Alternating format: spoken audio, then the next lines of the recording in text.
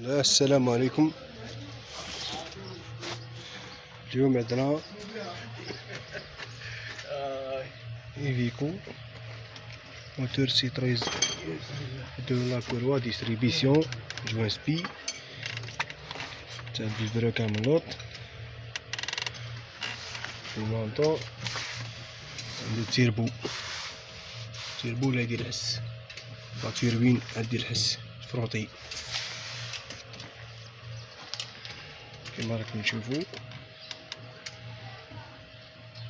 بعد ان شاء الله نعطي لكم الطريقه لا سي 13 يعني فيه لانجيكسيون يعني تلقى لي زانجيكتور تريسيتي عنده دوزور اش بي البوش. الدوزور هذا يكون لا بليبار زي بعضها، هذا تلقاه يشبه تاع 406 يشبه قدام طوموبيل ودخل الدقة العالية هذي. وهام لي زانجيكتور يجيو فيه 4 تاع سيلندري، كل سيلندري بانجيكتور تريسيتي تحب التريسيتي البخاخ.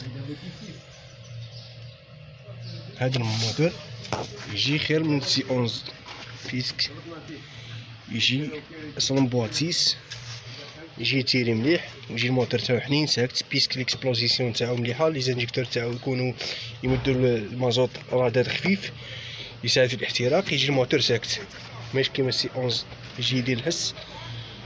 وهذا كيعود التريستي تاعو نظيف يعيش مليح يجيب وقت مليح.